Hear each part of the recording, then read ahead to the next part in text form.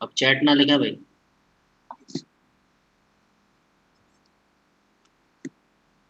Factors affecting angle of rotation. Angle of rotation मतलब theta, है ना। थीटा जो जितने एंगल से ये क्लॉकवाइज या एंटी क्लॉकवाइज डायरेक्शन में क्या करते हैं, रोटेट करते हैं, वो एंगल, उसको कौन कौन से फैक्टर्स अफेक्ट करते हैं। पहला फैक्टर जो होता है वो होता है concentration of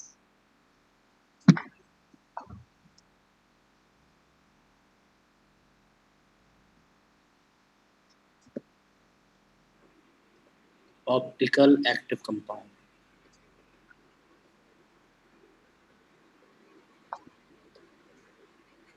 optical active compound की कॉन्सेंट्रेशन, इसको रिप्रेजेंट करते हैं हम सी से।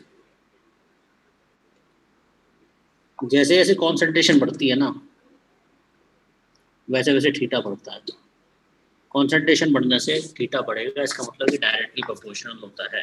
कॉन्सेंट्रेशन जो होती है वो थीटा के डायरेक्टली प्रोपोर्शनल होती है ना। नेक्स्ट, दूसरा फैक्टर, लेंथ ऑफ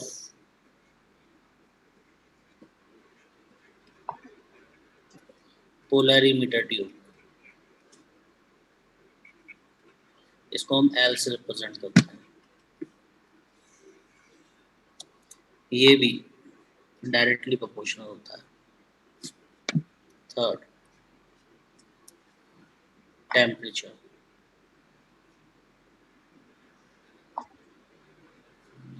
टेम्परेचर बढ़ने से थीटा बढ़ता है। पर हम जो एक्सपेरिमेंट कराते हैं वो जनरली 25 डिग्री सेल्सियस पर कराते हैं, इसलिए हमारे जो क्वेश्चंस होंगे उसमें टेम्परेचर का कोई रोल आएगा नहीं। वेवलेंथ,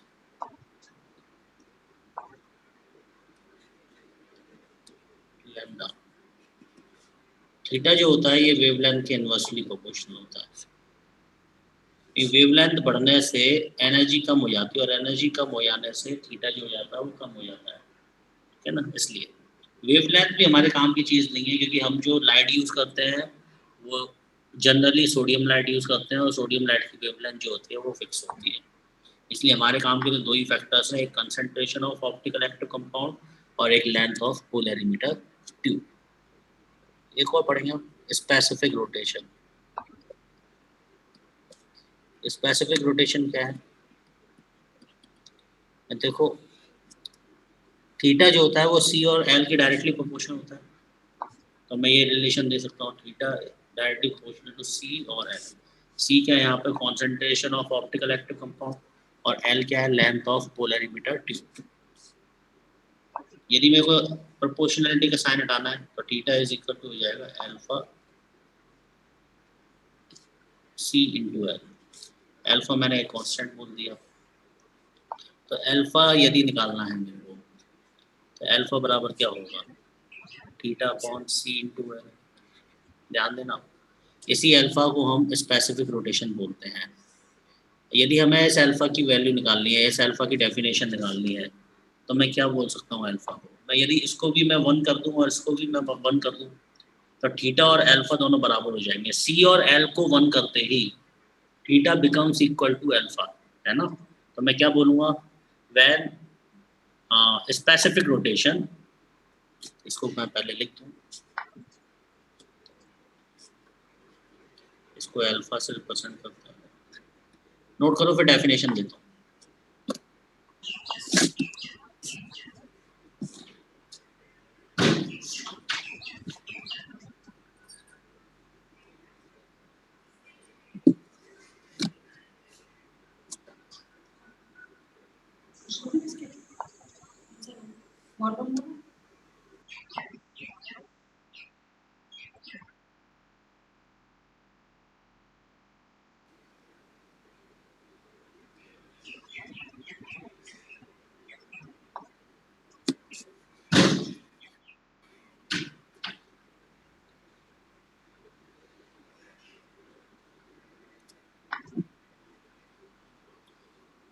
ठीक है, मैं ऊपर के फैक्टर्स हटा के डेफिनेशन दे रहा हूँ।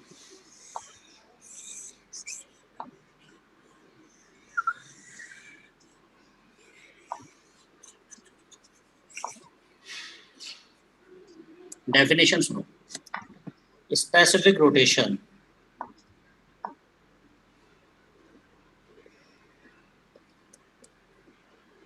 is angle of rotation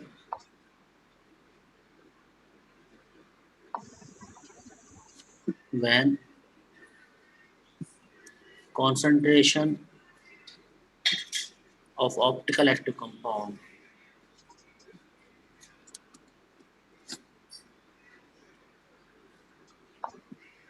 is 1 gram per ml and length of polarimeter tube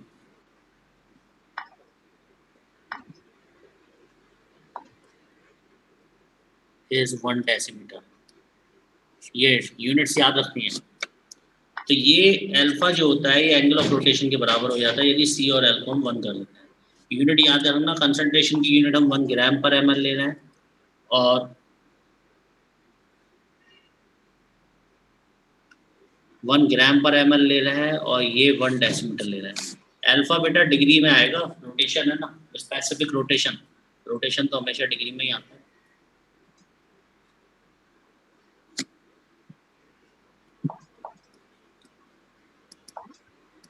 specific rotation, अरे चैट मत लिखो यार, पढ़ा लें तो पहले मुझे।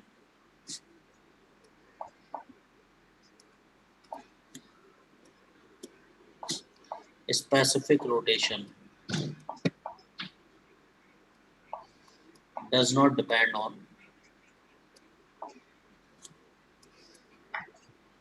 concentration of optical active compound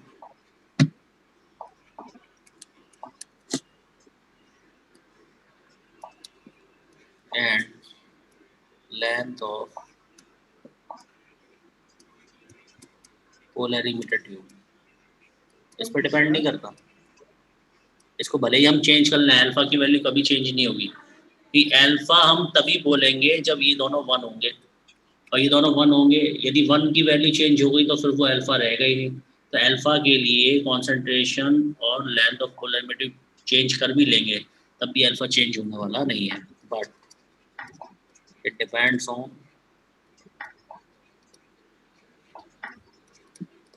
temperature and lambda. Temperature और लैम्डा पे डिपेंड करता है। Next,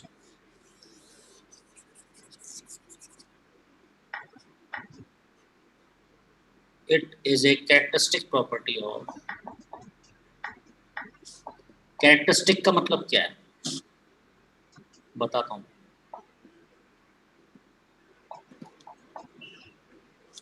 characteristic property of optical active compound। देखो इसका मतलब ये है जब हमें किसी कंपाउंड की प्योरिटी को मेजर करना होता है तो हम उसका मेल्टिंग पॉइंट या बॉइलिंग पॉइंट मेजर करते हैं। मेल्टिंग पॉइंट और बॉइलिंग पॉइंट यदि बुक्स में लिखी हुई वैल्यू के बराबर आती है तो इसका मतलब वो कंपाउंड प्योर है, और मेल्टिंग पॉइंट और बॉइलिंग पॉइंट बुक्स में लिखी हुई वैल्यू के बराबर नहीं आती तो वो कंपाउंड इम्प्योर है। तो किसी भी कंपाउंड की ये प्रॉपर्टी बुक्स में लिखी होती है और क्योंकि किसी भी कंपाउंड की कैरेक्टरिस्टिक प्रॉपर्टी होती है मेल्टिंग पॉइंट और बॉइलिंग पॉइंट। इसी तरह से यदि हमारे पास ऑप्टिकल एक्टिव कंपाउंड है, इसकी प्योरिटी हमें मेजर करनी है तो हम उसका एंगल ऑफ रोटेशन, सॉरी उसका स्पेसिफिक रोटेशन पता करते हैं। स्पेसिफिक रोटेशन की वैल्यू यदि बुक में लिखी हुई वैल्यू के बराबर आती है इसका मतलब वो कंपाउंड प्योर है, और यदि कम ज़्यादा आती है तो इसका मतलब वो कंपाउंड क्या है, इम्प्योर। तो इसको कैरेक्टरिस्टिक प्रॉपर्टी की तरह क्या करते हैं, हम इसको यूज़ करते हैं। ठीक है, नोट करो।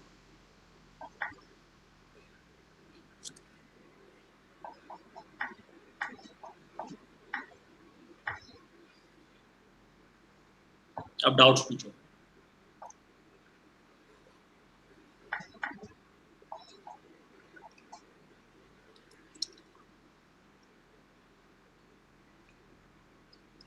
स्क्वायर ब्रैकेट ऐसे लगा दिए हैं, कोई मतलब नहीं है, अच्छे लगते हैं देखने में इसलिए लगा दिए।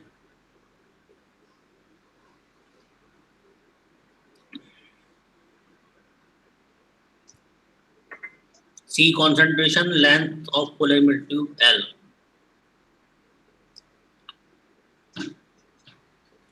कॉन्सेंट्रेशन पे ये डिपेंड नहीं होगा ना, क्योंकि ये तो 1 हो गई ना, इसकी वैल्यू तब निकलेगी जब कॉन्सेंट्रेशन और लेंथ 1 हो जाएगा, तो डिपेंड कैसे कर जाएगा, ऑलवेज 1 पे ही होगा।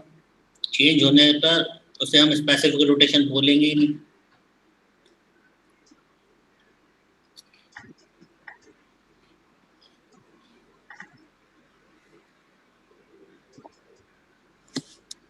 ये पॉइंट्स मैंने स्पेसिफिक रोटेशन के लिए लिखे हैं, एंगल ऑफ रोटेशन तो चेंज होगा सी और एल चेंज होने पर।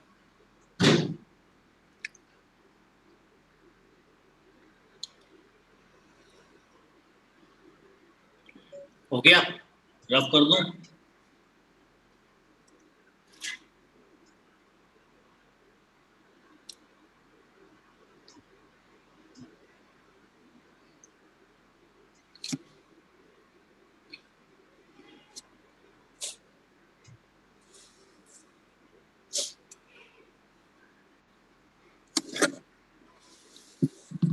Question,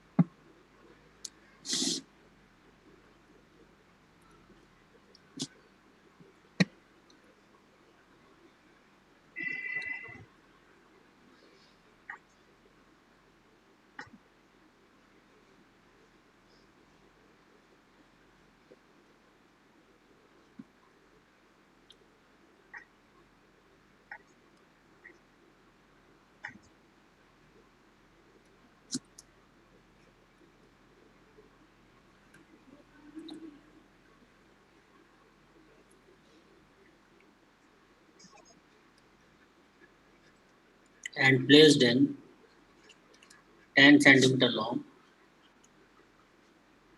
polarimeter tube.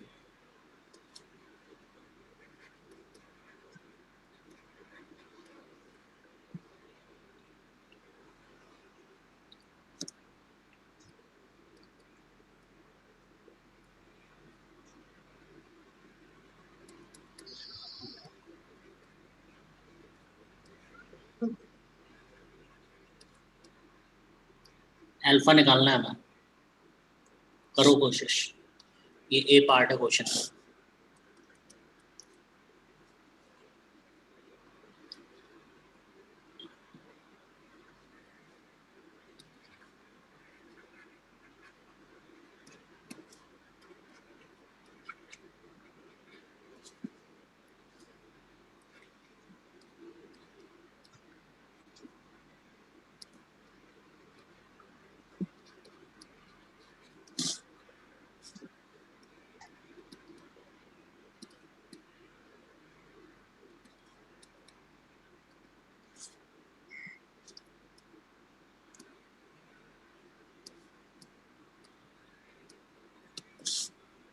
करो भाई फटाफट,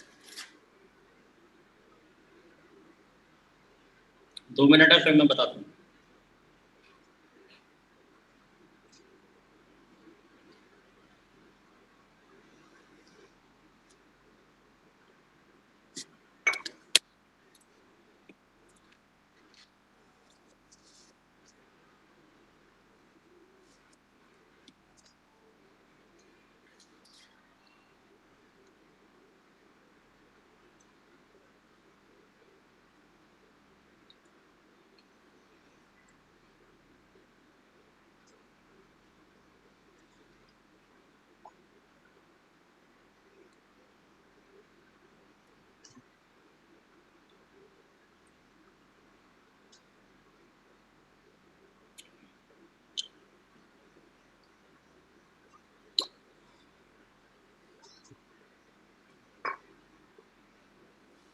देखो भाई, जिनका हो गया बहुत बढ़िया।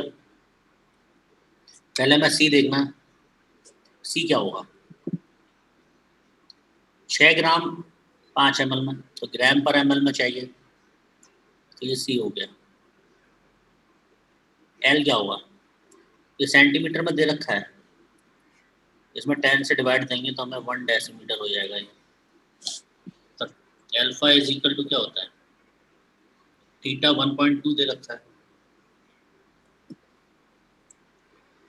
ये 6/5 मल्टीप्लाइड बाय 1, तो ये 1 डिग्री आ जाएगा। प्लस का आएगा, क्यों? क्योंकि ये प्लस में, प्लस रिप्रेजेंट कर रहा है कि ये डेक्स्ट्रोरोटेटरी कंपाउंड है। कोलेस्ट्रॉल जो है ये डेक्स्ट्रोरोटेटरी कंपाउंड है।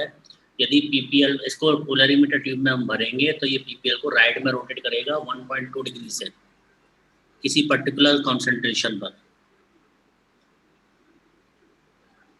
ठीक है, अगला पार्ट, इसका आंसर आप लोग बताओगे, बी पार्ट का आंसर आप लोग बताएंगे।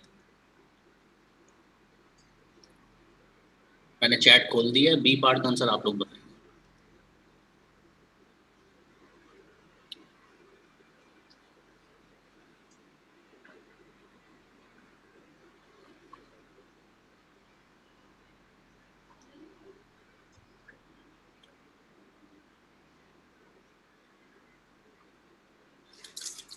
बहुत से आंसर मेरे को नजर आ रहा है, किसी का 5 आ रहा है, किसी का 1 आ रहा है, किसी का 2 आ रहा है। 2 तो समझ में आता है, ये 5 कैसे आ रहा है ये समझ में नहीं आया मेरे को।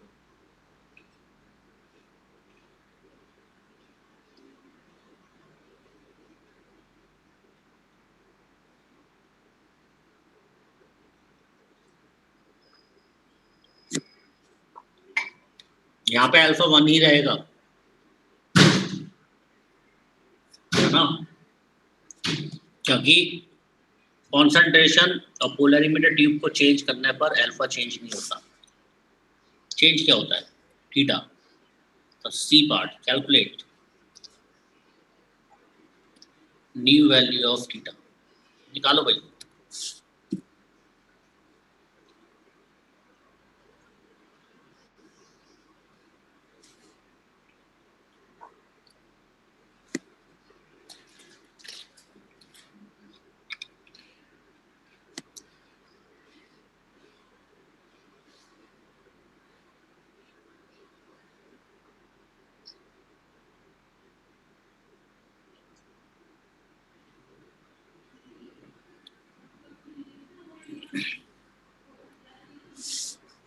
कितना आएगा? देखो, अल्फा इज इक्वल टू होता है solution, alpha is equal to होता है theta upon C into alpha. Alpha तो हमारा 1 है, थीटा में निकालना है, सी कितना है? पहले 6/5 था, अब 6/20 है। ये चैट लिखते हो ना इसलिए फॉन्ट गड़बड़ हो जाता है। और ये भी 20 अपॉन 10, इससे ही कट जाएगा। थीटा इज इक्वल टू हो जाएगा प्लस का 0.6। ठीक है भाई,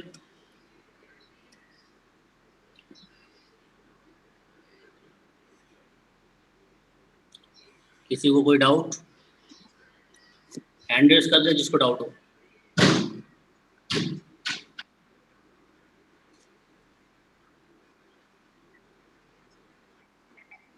हाँ, प्लस डिनोट्स डेक्स्ट्रोरोटेटरी।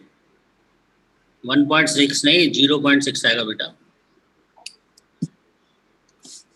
20/10 कर तो दिया, हाँ तो गया 2।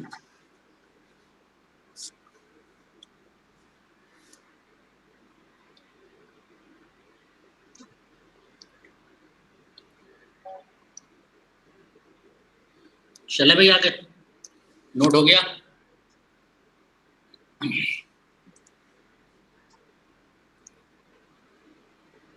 कोई रह रहा है?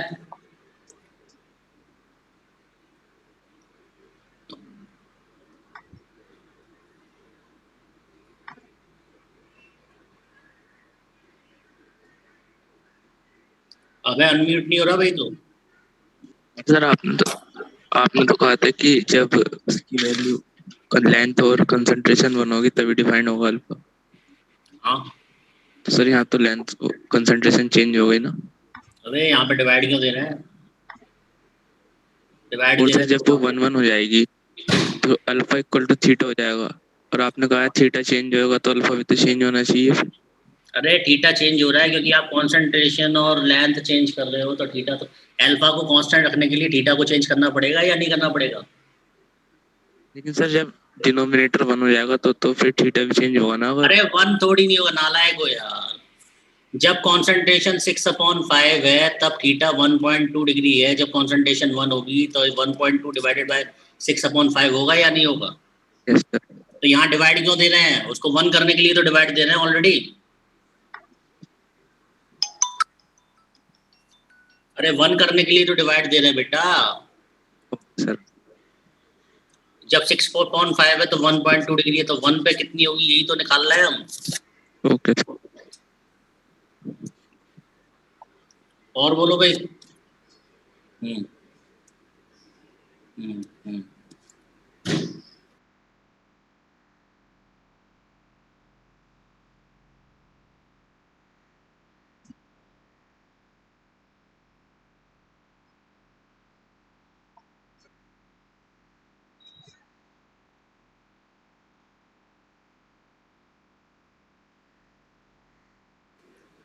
और किसी को कोई डाउट है? रफ कर दूं? चलो नेक्स्ट वन।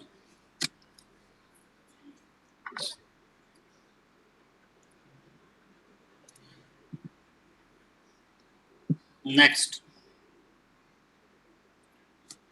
अब ध्यान से सुनते चलना। Chiral molecule.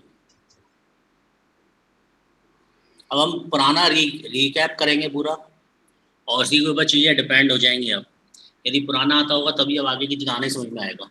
कायरल मॉलिक्यूल क्या होता है? Molecule having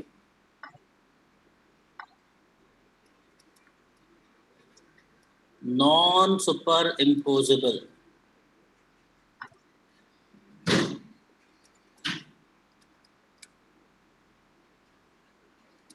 mirror image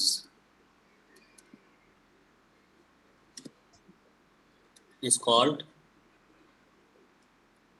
chiral molecule। तो ऐसा मॉलिक्यूल जिसकी mirror image non super imposable हो।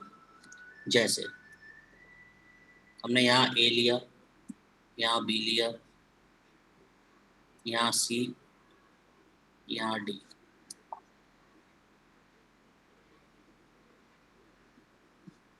ये ए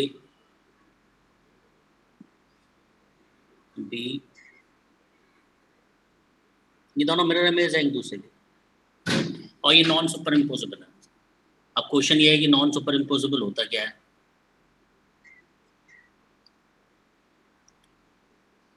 नॉन सुपर इम्पोजिबल यदि हम मिरर इमेज को एक के ऊपर एक रखें, ध्यान दो, जैसे ये हैंड है, ये दोनों मिरर इमेजेस हैं। इसकी मिरर इमेज ये है और इसकी मिरर इमेज ये है, ठीक है ना। यदि मैं इसको इसके ऊपर रखूं तो ये नॉन सुपर इम्पोजिबल है। क्यों? क्योंकि ये थंब इनके ऊपर नहीं आ रहे। यदि थंब भी इसके ऊपर आ जाता तो हम इसको क्या बोलते हैं? Super imposable. अब बहुत से कहेंगे कि सर हम इसको ऐसे रोटेट कर लें। मैं, ये मिरर इमेजेस नहीं है ना, मिरर इमेजेस को ही रखना है। ऐसे करेंगे तो ये सुपर इम्पोज करे जाएंगे, पर they are not mirror images. ये मिरर इमेजेस नहीं है। तो ये जो हाथ है अपना, ये कायरल है। कायरल वर्ड आया कहाँ से? कायरल एक ग्रीक वर्ड कियर से आया है, CHIER, और उसका मतलब होता है हैंड। तो ऐसी हैंड से ये कायरल आया है, तो ये हमारा कायरल है। तो क्या हम हमेशा मिरर इमेज बना के देखेंगे कि ये कायरल है या नहीं है? मैं नहीं। इसलिए इतना सब कुछ तुम्हें पढ़ाया गया है कि तुम्हें मिरर इमेज बनाने की जरूरत ना पड़े। अब उसके तरीके मैं बताऊंगा कि हम कैसे देखेंगे कि कोई कंपाउंड कायरल है या नहीं है। तो अब मैं यहाँ पर पॉइंट्स लिख रहा हूँ कुछ।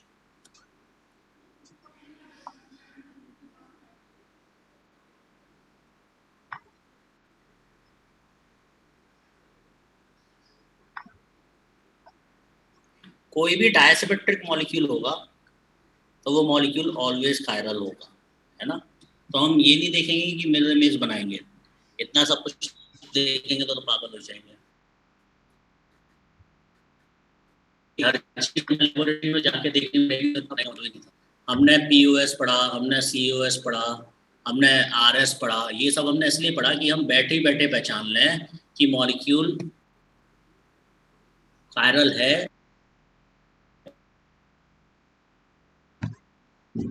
या फिर मॉलिक्यूल। हम कायरल मॉलिक्यूल कैसे पहचानेंगे? और चैट मत लिखो यार, देखो मैं पढ़ाऊं तो चैट मत लिखाया करो।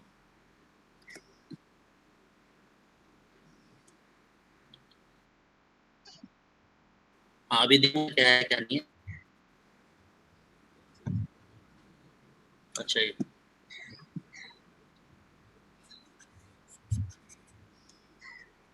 बनाने में गड़बड़ हुई।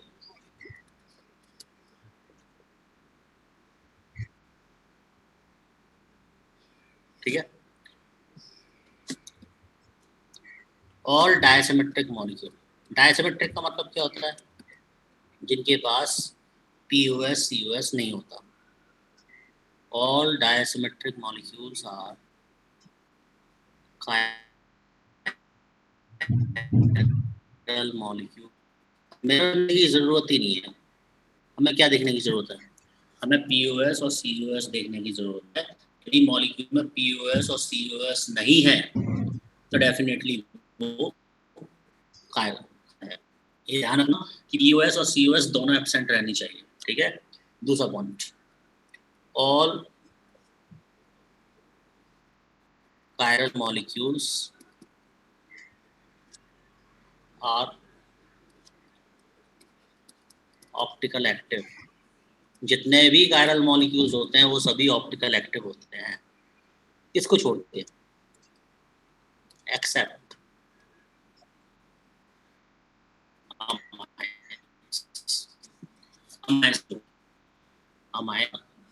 Amines and carbonates. Carbanion chiral होते हैं पर वो ऑप्टिकल एक्टिव नहीं होते। अमाइंस कायरल होते हैं पर वो ऑप्टिकल एक्टिव नहीं होते। ऐसा क्यों होता है ये मैं अगले पेज पे समझाऊंगा, पहले ये 2 पॉइंट्स याद करो। ये बहुत इंपॉर्टेंट बात बोली है मैंने। जितने भी डायसिमेट्रिक मॉलिक्यूल होते हैं वो कायरल होते हैं, और जितने भी कायरल मॉलिक्यूल होते हैं वो ऑप्टिकल होते हैं। क्या पड़ेगा कि ये पीएल को रोटेट करेगा मॉलिक्यूल या नहीं करेगा? क्या इसके लिए हम लेबोरेटरी में जाएंगे? मैं नहीं, हम मॉलिक्यूल में पीओएस और सीओएस चेक करेंगे। यदि मॉलिक्यूल डायसिमेट्रिक है तो डेफिनेटली वो पीपीएल को रोटेट करेगा, आइदर इन क्लॉकवाइज डायरेक्शन और either in anti clockwise direction.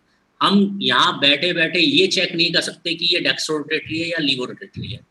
हम ये चेक कर सकते हैं ऑप्टिकल एक्टिव है या ऑप्टिकल इनएक्टिव है। ये तो पता पड़ जाएगा कि ये घुमाएगा, पीपीएल को रोटेट करेगा, पर हम ये नहीं बता पाएंगे बैठे बैठे कि ये राइट में करेगा या लेफ्ट में पड़ेगा। उसके लिए हमें लेबोरेटरी में जाना पड़ेगा। अदरवाइज डायरेक्शन को छोड़ के और एंगल को छोड़ के हम ये भी नहीं बता सकते कि कितना एंगल घुमाएगा। इसलिए मैं पूरा करना पड़ेगा, बैठे बैठे ये बता देंगे कि ये रोटेट करेगा या फिर रोटेट नहीं करेगा। क्लियर? नोट करो फटाफट, ये बहुत इंपॉर्टेंट पॉइंट्स हैं, इनके ऊपर बहुत कुछ डिपेंड होगा।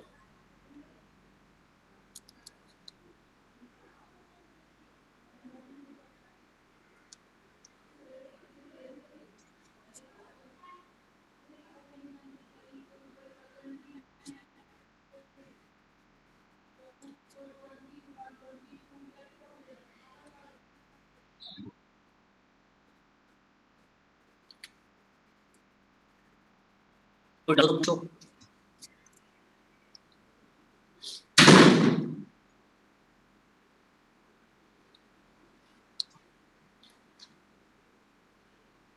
अमाइंस का रीजन दूंगा मैं अभी। डायसिमेट्रिक दोबारा बता दीजिए। देव नहीं बताऊंगा, लास्ट क्लास में पढ़ाया था।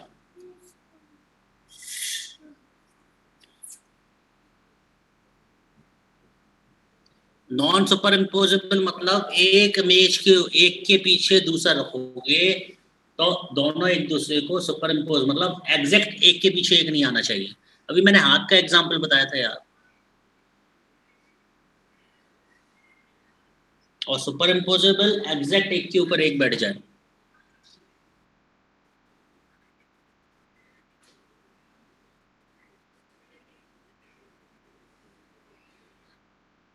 रफ कर दूं?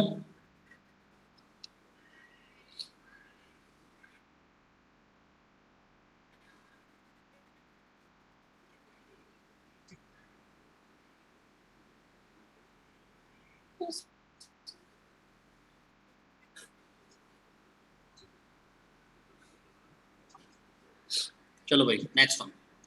अब क्वेश्चन ये आता है कि अमाइंस क्यों नहीं होते, अमाइंस कायरल होते हुए भी वो लाइट को रोटेट क्यों नहीं करें, दे रहा हूँ अमाइंस। अब कोई चैट नहीं लिखेगा। अमाइंस में एक खासियत होती है कि अमाइंस के पास लोन पेयर होता है, कार्बेनाइन के पास भी लोन पेयर होता है ना। तो ये हमने कोई कायरल एटम लिया, ये कायरल है। कायरल क्यों है, क्योंकि सभी वैलेंसीज अलग अलग हैं, इसमें पीओएस और सीओएस एब्सेंट है। आप जानते हैं यदि टेट्राहेड्रल में चारों वैलेंसी डिफरेंट हो तो ना तो उसमें पीओएस होगा ना ही उसमें सीओएस होगा। तो ये बात क्लियर है कि ये कायरल है। इसमें एक खासियत होती है, ये ऑटोमेटिकली अपनी मिरर इमेज फॉर्म कर लेता है, और ऐसा इसलिए होता है क्योंकि इसके पास लोन पेयर होता है। लोन पेयर होने से इसका हाइब्रिडेशन sp2 हो जाता है, sp2 से फिर sp3 होता है। उस दौरान ये अपना मिरर इमेज फॉर्म कर लेता है। आप तो ध्यान रखो कि ये अपना मिरर इमेज फॉर्म कर लेता है। इसका मिरर इमेज बनाया तो ये बना,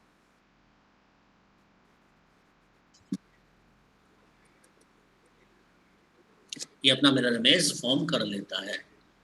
अच्छा, मिरर इमेज बना लेगा तो क्या होगा, वैसे दोनों की स्टेबिलिटी बराबर। हमने प्योर ये वाला लिया, ये फर्स्ट है ये सेकंड है। हमने बीकर में लिया प्योर फर्स्ट, पर आफ्टर सम टाइम ये फर्स्ट और सेकंड दोनों 50-50% हो जाएगा। अच्छा, ये एक दूसरे की मिरर इमेज है, तो अंतर क्या होगा, मिरर इमेज है तो यदि ये 10 डिग्री राइट में रोटेट करेगा तो इसकी खासियत होगी कि ये 10 डिग्री लेफ्ट में रोटेट करेगा। हमने ऐसे पोलरीमीटर ट्यूब में भरा, पोलरीमीटर ट्यूब में हमने भरा प्योर, पर ऑटोमेटिकली ये दोनों उसमें 50-50% हो जाएंगे। पीपीएल आया, ये वाला 10 डिग्री राइट में रोटेट करता है, ये वाला 10 डिग्री लेफ्ट में रोटेट करता है। 10 डिग्री राइट 10 डिग्री लेफ्ट एक दूसरे को कैंसिल आउट कर देते हैं, और ये एक दूसरे को कैंसिल आउट करेंगे तो नेट रिजल्ट, नेट रोटेशन क्या हो जाएगा, जीरो हो जाएगा। इसलिए मैंने बोला कि ये ऑप्टिकल इनएक्टिव होता है। कैसा होता है बेटा, ऑप्टिकल इनएक्टिव। क्यों, क्योंकि ये एक दूसरे के रोटेशन को कैंसिल आउट कर देते हैं। इसको बोलते हैं हम inversion. This is called, this is called amine inversion और अमाइन फ्लिपिंग।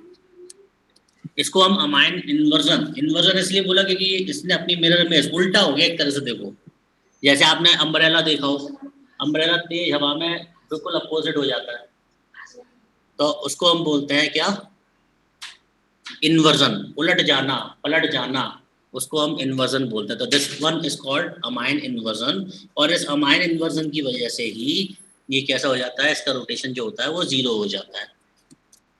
और ये ध्यान देना, एक इसमें कनेक्टेड नहीं होंगी। If two valencies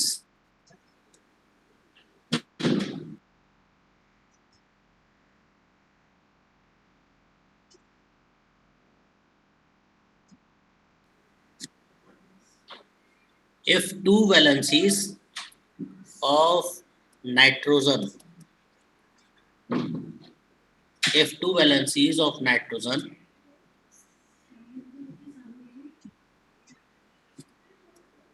if two valencies of nitrogen are the part of any ring, two नहीं, two या more है ना, are the part of any ring, then flipping is not possible। और यदि फ्लिपिंग पॉसिबल नहीं होगी तो वो ऑप्टिकल एक्टिव हो जाएगा, ठीक है ना, इज नॉट पॉसिबल। ये पॉइंट नोट कर लो, फिर मैं एग्जांपल दूंगा ना, उसमें ये बात क्लियर हो जाएगी। जैसे नोट कर लो, नोट हो जाए तो बता।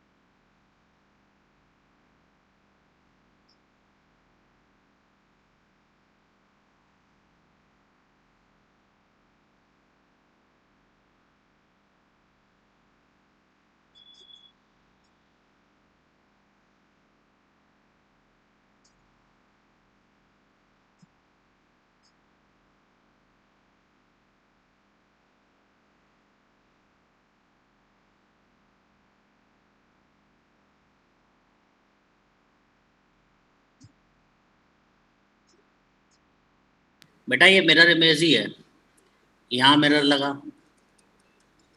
और इस मॉलिक्यूल को यहाँ लिख, फिर एक मिरर इमेज दिखता है, तेरे को नहीं दिखता।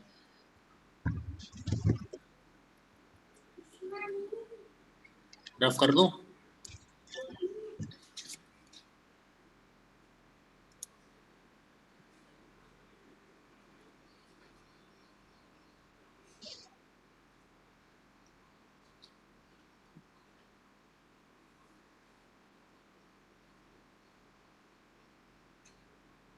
इन दोनों की स्टेबिलिटी यदि बराबर है तो इक्विलिब्रियम पे ये दोनों 50-50% होंगे या नहीं होंगे?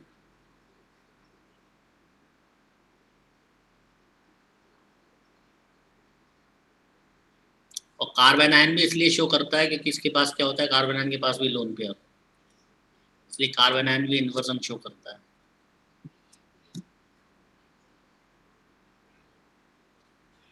वैलेंसी सब अलग अलग होने का मतलब है कि ये कनेक्टेड नहीं होनी चाहिए। बताता हूँ, अभी एग्जांपल दूंगा, रफ कर रहा हूँ। अब देखो example, question,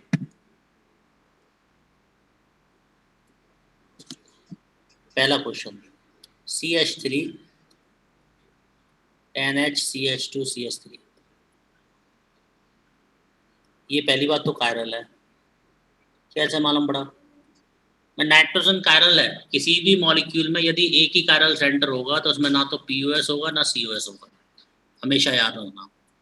If molecule contains only one chiral center, then both COS and POS are absent in that molecule. तो इसमें एक ही chiral center है क्योंकि इसकी चारों वैलेंसीज क्या है, डिफरेंट है। तो यहाँ पर क्या होगा, ये कायरल तो है but it is optical inactive. क्यों ऑप्टिकल इनएक्टिव क्यों बोला?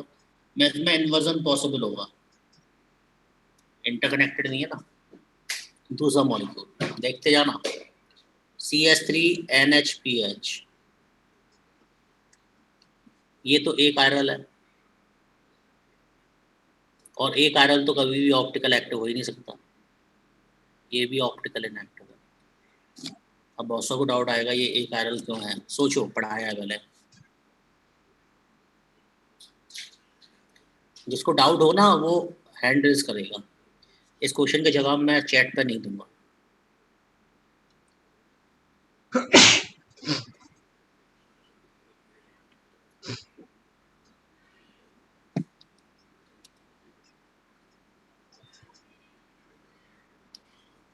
थर्ड वाले की बात करें तो ये कायरल है।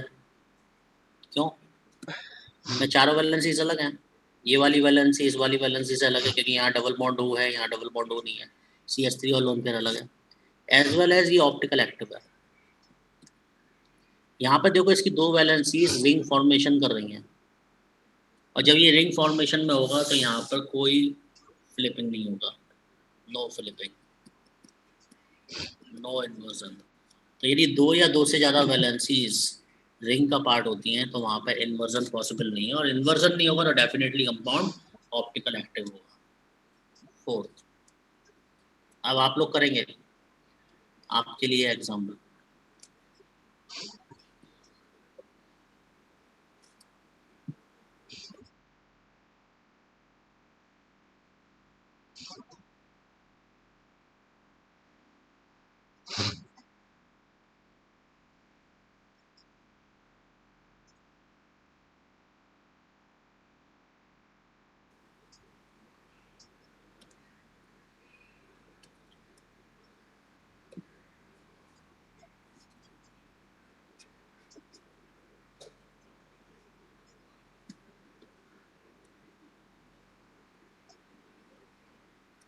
अरे चैट मत लिखो यार, अभी मैं जब बोलूँ तब लिखना।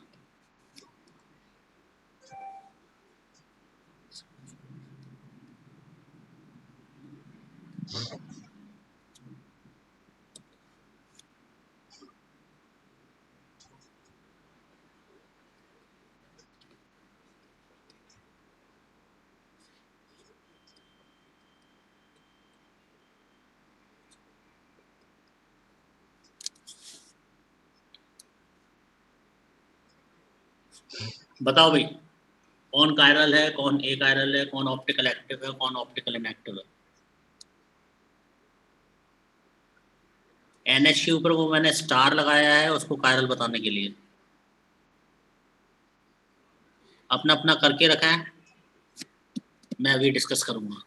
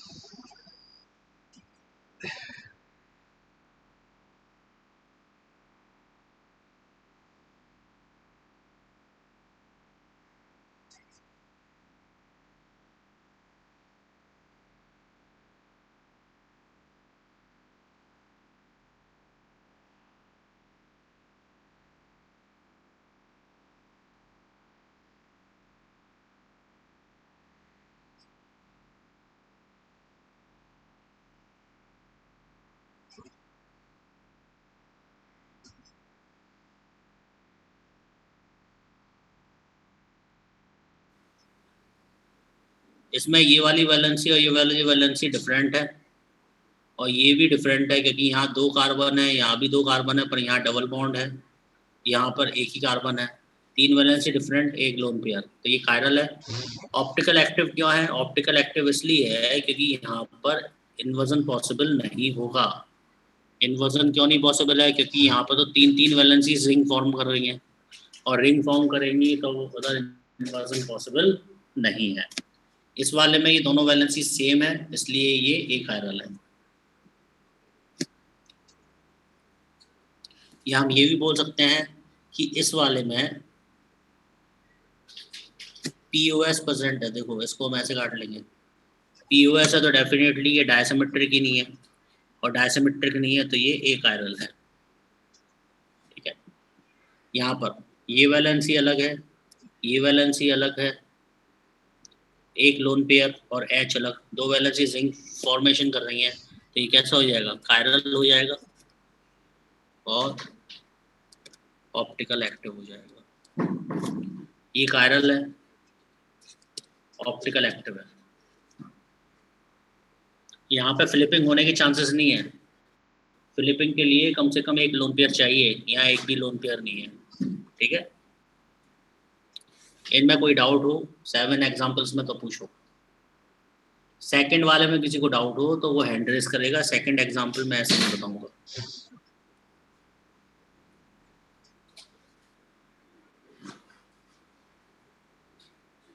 फाइव, अरे कायरल है ना ये, और रिंग का पार्ट है ऑप्टिकल एक्टिव। 7th वाला एक कायरल क्यों होगा, चारों वैलेंसीज अलग अलग हैं। फ्लिपिंग होने के लिए बताया ना मैंने, वैलेंसीज अलग अलग होनी चाहिए, अलग अलग मतलब एक दूसरे से कनेक्टेड नहीं होनी चाहिए, तो वहाँ फ्लिपिंग होगी। और जहाँ रिंग बनाएंगी वैलेंसीज एक दूसरे से जुड़ी होंगी, वहाँ पे फ्लिपिंग पॉसिबल नहीं है।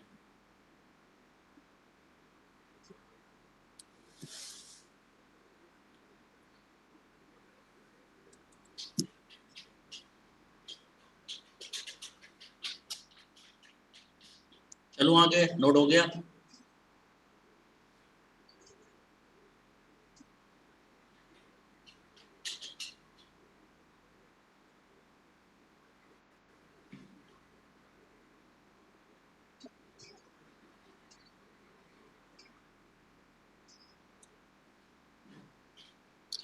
अब सेकंड ऐसे नहीं बताऊंगा मैं, सेकंड के लिए हैंड रेस करो।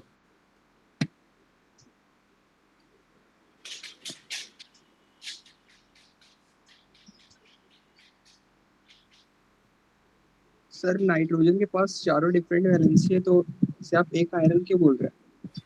एक आयरन कहाँ बोला है?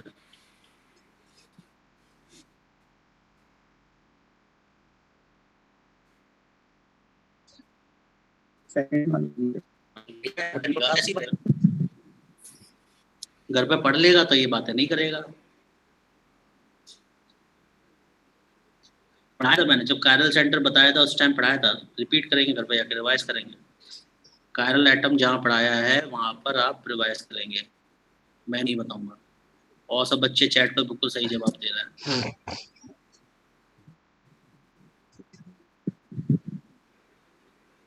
ठीक है ना, हर चीज मैं बता दूंगा तो पढ़ने की आदत ही छूट जाएगी। सेकंड वाला सेम एग्जांपल मैंने कायरल एटम जहाँ पढ़ाया था वहाँ दे रखा है, नंबर ऑफ कायरल एटम जहाँ पे काउंट करवाया। अबे तेरे को भी सेकंड ही पूछना है, रिवाइज करेगा भाई। Next one.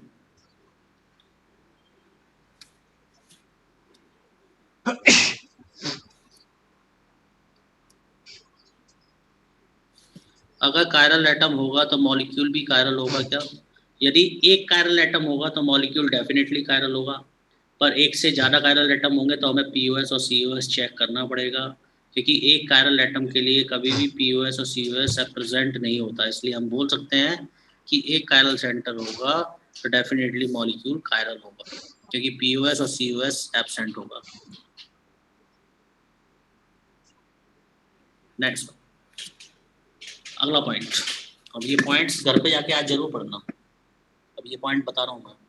अब क्वेश्चन ये आता है कि भाई कायरल मॉलिक्यूल के लिए कायरल एटम होना जरूरी है क्या? मैं कोई कंडीशन नहीं है कि कायरल मॉलिक्यूल के लिए कायरल एटम हो। हमारे लिए कंडीशन ये है कि कायरल मॉलिक्यूल तब होगा जब मॉलिक्यूल डायसिमेट्रिक होगा, और डायसिमेट्रिक होने के लिए पीओएस और सीओएस एब्सेंट होना चाहिए। कायरल एटम प्रेजेंट हो भी सकता है और कायरल एटम प्रेजेंट नहीं भी हो सकता है, ठीक है ना। तो यहाँ पे बहुत इंपॉर्टेंट बात नोट लिखते रहूँ।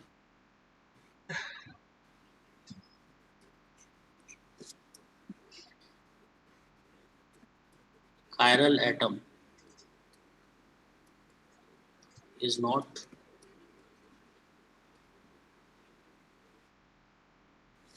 necessary condition for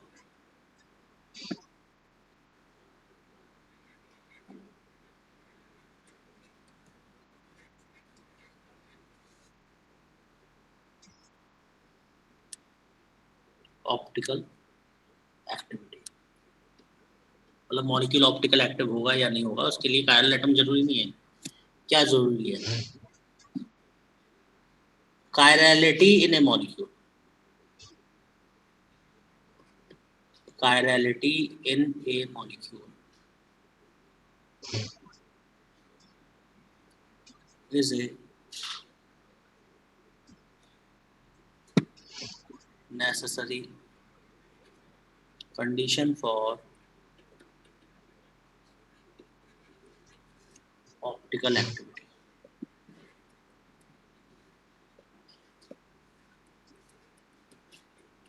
है ना।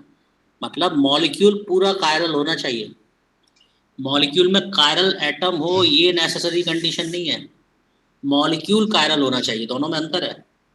मॉलिक्यूल कायरल होने का मतलब उसमें पीओएस और सीओएस प्रेजेंट होना चाहिए, पीओएस और सीओएस दोनों एब्सेंट होना चाहिए, है ना। तो chirality in a molecule sufficient condition है, only chiral atom sufficient condition नहीं है। एग्जांपल देके समझाता हूँ। हमने ये लिखा,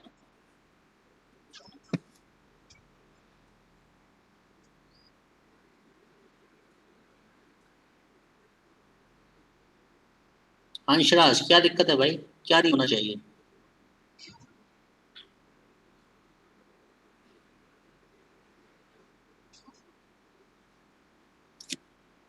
यहाँ पे हमने CH3 लिखा, CH3 लिखा, H लिखा, OH लिखा, H लिखा, OH लिखा। मैंने पूछा ये कंपाउंड ऑप्टिकल एक्टिव है? नो, ये ऑप्टिकल इनएक्टिव है। क्यों? इट इज नॉट डायसिमेट्रिक, इसके अंदर पीओएस है, और यदि पीओएस हो जाएगा तो ये मॉलिक्यूल कायरल नहीं होगा। पीओएस या सीओएस में से कुछ भी प्रेजेंट हो जाएगा तो मॉलिक्यूल कायरल नहीं होगा। कायरल होने के लिए डायसिमेट्रिक होना जरूरी है, और डायसिमेट्रिक होने के लिए पीओएस और सीओएस एब्सेंट होना जरूरी है। दो दो कायरल सेंटर हैं, फिर ये मॉलिक्यूल एक कायरल है। अब मैं एक और मॉलिक्यूल लिख रहा हूँ, CH3H, C double bond C, double bond C, CH3H, है ना। यदि हम देखें तो यहाँ पर ना तो POS, no POS, no COS, तो यहाँ पे ये पीओएस और सीओएस नहीं है तो ये कायरल है, ये ऑप्टिकल एक्टिव भी है। यहाँ पे एक भी कायरल सेंटर नहीं है, दो कायरल एक भी है। तो ऑप्टिकल एक्टिव होने के लिए कायरल एटम हो भी सकता है और एटम नहीं भी हो सकता है। तो मेन पॉइंट क्या है, कायरल मॉलिक्यूल होने के लिए हम पीओएस और सीओएस चेक करेंगे, हम कायरल एटम्स चेक नहीं करेंगे। हाँ, एक बात इंपॉर्टेंट है, यदि सिर्फ और सिर्फ एक ही कायरल एटम है तो मॉलिक्यूल डेफिनेटली ऑप्टिकल एक्टिव होगा, मॉलिक्यूल कायरल होगा। और मैं ये नहीं कह रहा हूँ कि कायरल एटम प्रेजेंट नहीं है तो मॉलिक्यूल ऑलवेज ऑप्टिकल इनएक्टिव होगा, नहीं। कायरल मॉलिक्यूल, कायरल एटम नहीं है तब भी मॉलिक्यूल कायरल हो सकता है, मॉलिक्यूल ऑप्टिकल एक्टिव हो सकता है। नोट करो।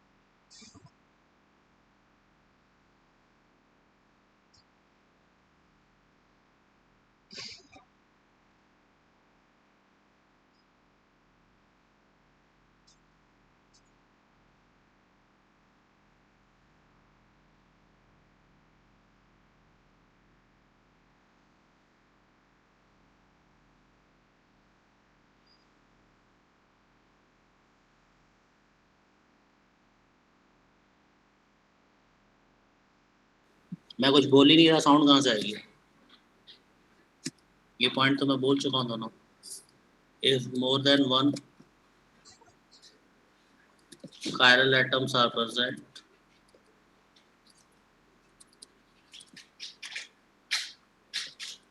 then check POS and COS। ठीक है, नोट करो।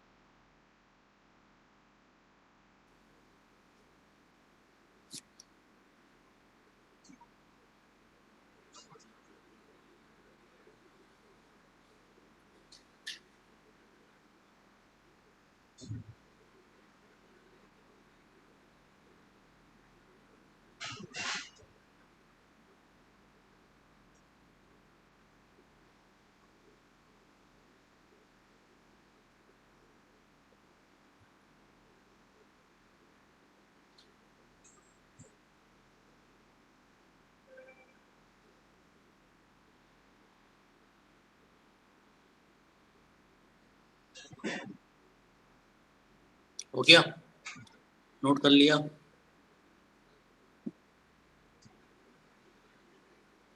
कायरलिटी का मतलब मॉलिक्यूल कायरल है। क्वेश्चन,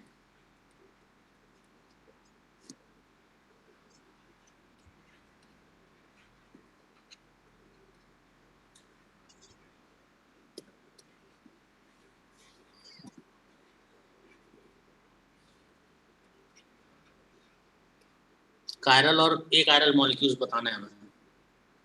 पहला हैंड, समझा चुका हूँ, हैंड कायरल होता है क्योंकि इसमें पीओएस और सीओएस दोनों एब्सेंट होता है। दूसरा टेबल, आप लोग सोचेंगे अब। चेयर, फैन,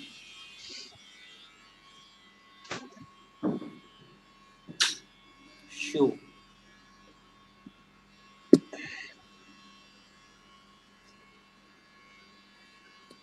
आयरन नेल,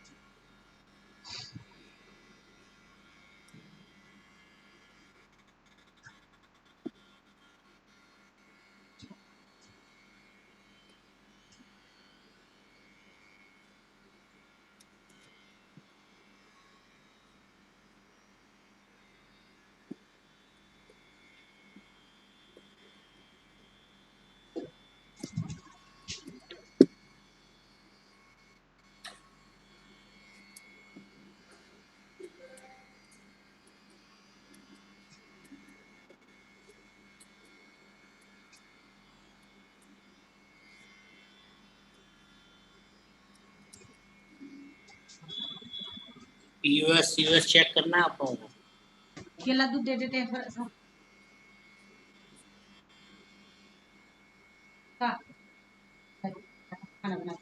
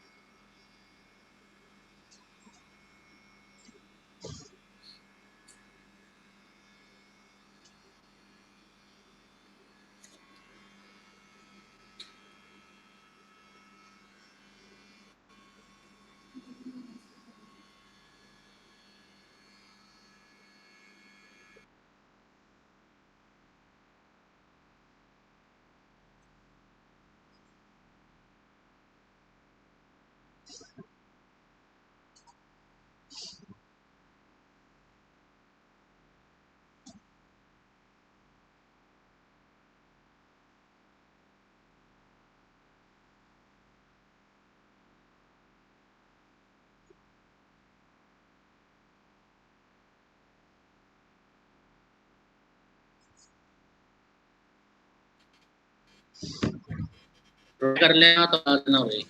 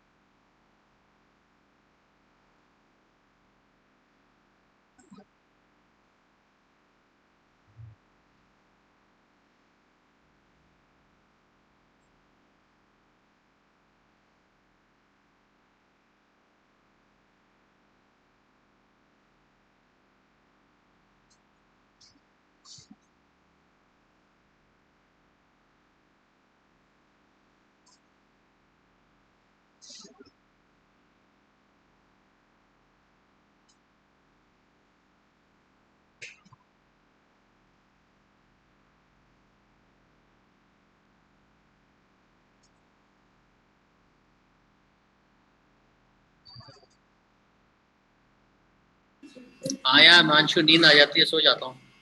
हो गया भाई?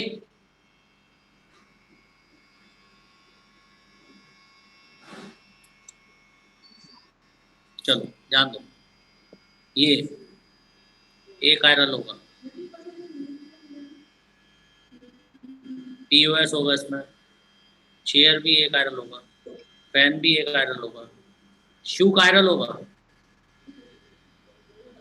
क्योंकि यदि शू एक आयरन होता तो दोनों पैर का एक ही शू होता, मतलब हम राइट को लेफ्ट में पढ़ सकते थे और लेफ्ट को राइट में, पर हम ऐसा नहीं कर पाते। वो इसलिए क्योंकि ये कायरल होते हैं, पीओएस नहीं जा सकता। राइट वाला थोड़ा सा ऐसा होता है, वाला थोड़ा सा ऐसा होता है, इसलिए ये जो होता है इसमें पीओएस प्रेजेंट नहीं होती। आयरन नेल एक आयरन, पीओएस होता है। यहाँ पे एक ही कायरल सेंटर है, यदि एक कायरल सेंटर है तो डेफिनेटली कायरल होगा। यहाँ पे पीओएस सीओएस नहीं है, कायरल होगा। यहाँ पर पीओएस सीओएस नहीं है, कायरल होगा। यहाँ पर पीओएस है, एक कायरल। यहाँ पर पीओएस सीओएस नहीं है, कायरल। यहाँ पर एक ही कायरल सेंटर है, डेफिनेटली कायरल होगा। यहाँ पर पीओएस प्रेजेंट है, एक कायरल। यहाँ पर पीओएस नहीं है तो ये कायरल। डाउट्स? शुरू के 7 में किसी को डाउट है? शुरू के 7 में किसी को डाउट है? 3। अरे चेयर में तो बीच में से चेयर ऐसी होती है ना बेटा, बीच में से कट करेगा तो पीओएस आ जाएगा। 6 क्या है? आयरन नेल कील तो ऐसी होती है ना, ऐसे बीच में से कट करेगा तो इधर पीओएस आ जाएगा। 13 में तो पीओएस दिखा रखी है मैंने, पीओएस होगा तो कैसे होगा कायरल। 9th में सीओएस होगा, नालायक। फिशर में कभी भी सीओएस नहीं होता, स्पेशली लिखाया है। 13 बता दिया मैंने। 14 में सीओएस नहीं होगा, ये एम ई ऊपर है, ये एम ई नीचे है, तो कैसे सीओएस हो जाएगा।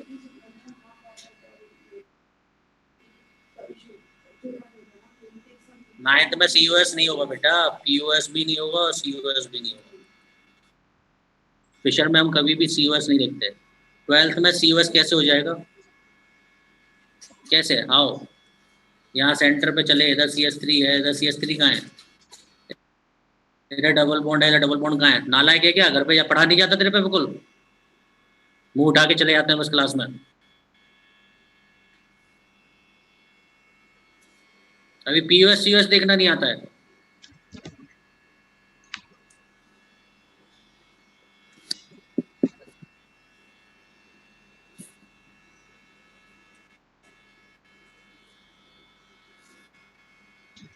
हाँ भाई, और बोलो। नालायक है बिल्कुल, घर पे रिवाइज नहीं करते जाते। पीओएस में 20 एग्जाम्पल दिए होंगे।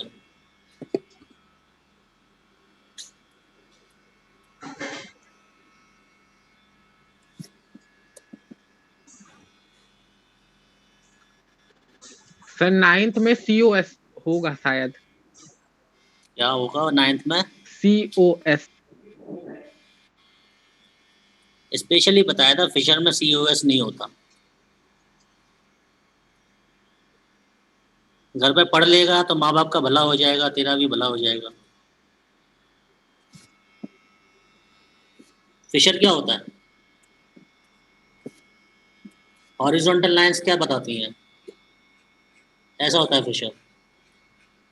स्पेशली बताया था मैंने, फिशर में कभी भी COS चेक नहीं करेंगे। सेंटर से यदि आप चलोगे इधर CL आगे की ओर है तो ये वाला CL पीछे की ओर होना चाहिए ना, ये भी तो आगे की ओर है।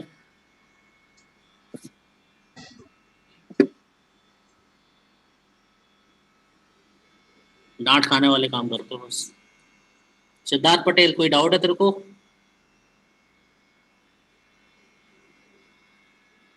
इलेवेंथ नंबर कौन पूछ रहा है? शिवम।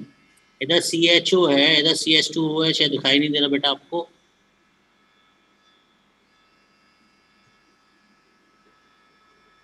शिवम कुमार।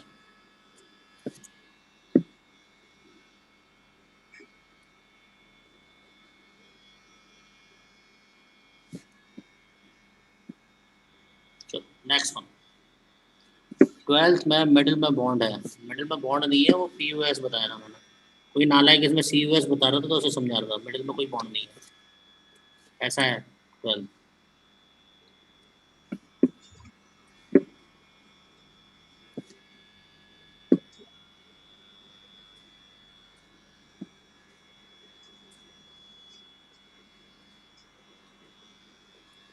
चलो नेक्स्ट वन। तो इधर से आपको मालूम पड़ गया, और ये जितने भी कायरल लिखे हैं आपने वो सब ऑप्टिकल एक्टिव भी होंगे, क्योंकि यहाँ पे नाइट्रोजन तो किसी में है ही नहीं कायरल सेंटर की तरह, तो कहीं भी इन्वर्जन के चांसेस नहीं है। ये जितने भी है ये सब ऑप्टिकल एक्टिव होंगे। ठीक है, नेक्स्ट हेडिंग।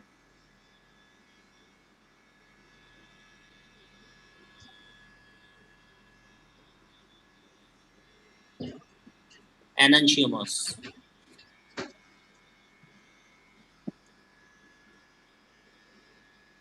अब तो रफ हो गया, बाद में बात करूँगा। एनंशियोमस क्या होता है? Stereoisomers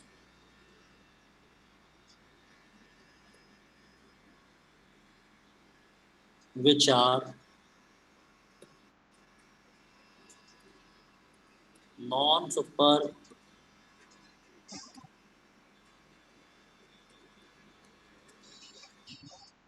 impossible mirror image of each other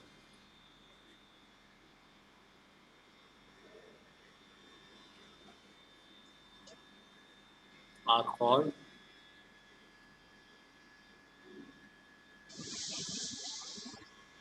enantiomers। Non super impossible mirror images जो होती है उनको हम एनंशियोमर बोलते हैं। देखो हमने ये लिखा,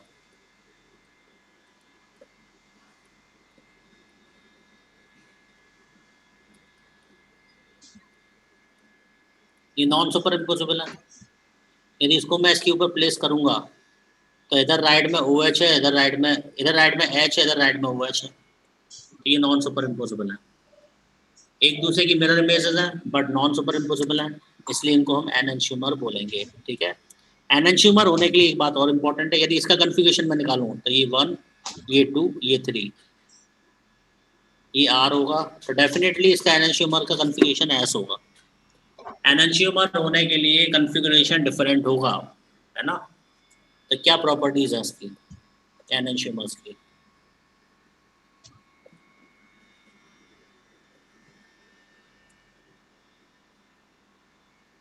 मिरर इमेज ही तो है, और क्या है ये?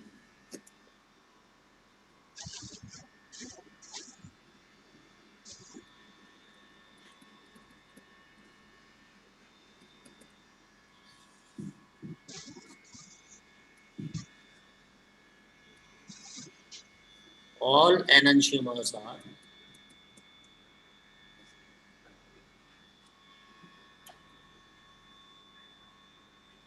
chiral molecule। enantiomers always chiral होंगे, ये भी chiral है, इसमें भी POS COS नहीं है, और ये भी chiral है। ठीक है, नेक्स्ट। Second point.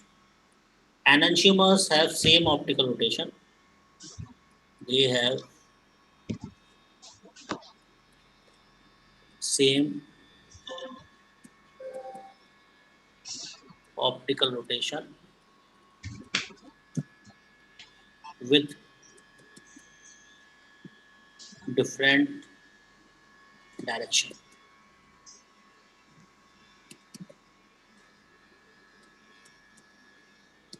या साइन. यदि ये डेक्स रोटेटरी होगा तो डेफिनेटली ये लीवो रोटेटरी होगा, है ना. यदि ये लीवो रोटेटरी होगा तो ये डेफिनेटली डेक्स रोटेटरी होगा. यदि ये 10 डिग्री घुमाएगा तो ये भी 10 डिग्री, तो दोनों का रोटेशन तो सेम होगा पर डायरेक्शन ऑफ रोटेशन डेफिनेटली क्या होगी, डिफरेंट होगी. Enantiomers have same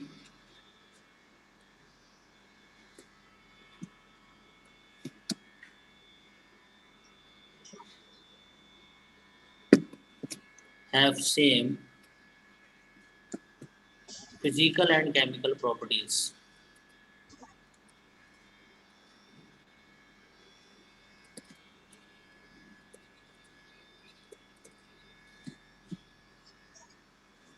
So they cannot be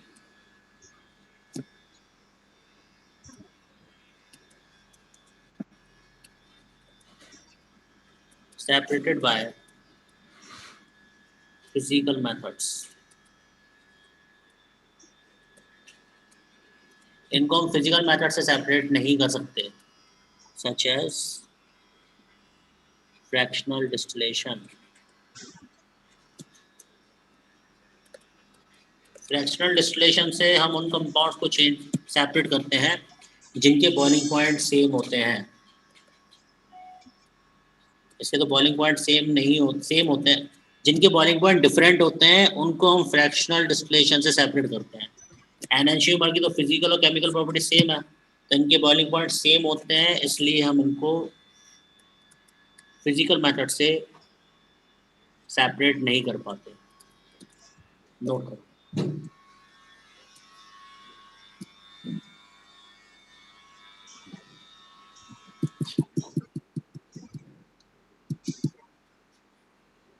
आज के लिए इतना ही. जो लोग नोट कर लें वो होमवर्क नोट करने के बाद लीव कर दें. होमवर्क लिखो.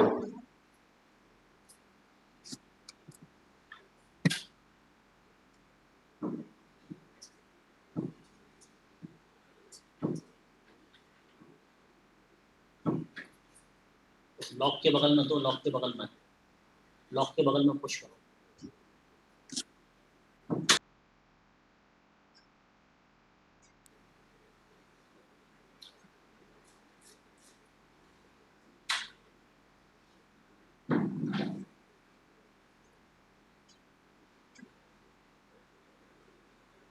लास्ट क्लास में होमवर्क दिया था क्या कुछ?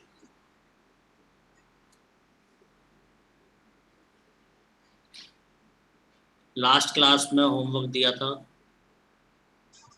कौन से सेक्शन? एक्सरसाइज 2 में भी दिया था.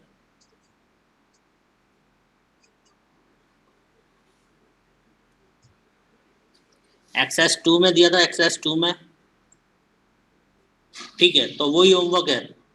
होमवर्क डिस्कस करेंगे आगे. होमवर्क नहीं पढ़ा रहा हूँ क्योंकि अभी होगा नहीं. लीव कर दो क्लास, होमवर्क बना लेना पूरा.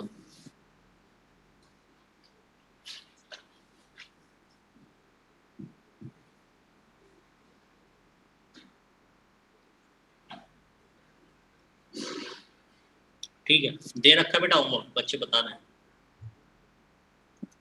ग्रुप पे डाल देना भाई जो होमवर्क दिया था. कुछ बच्चे पूछ रहे हैं तो ग्रुप पे डाल देना.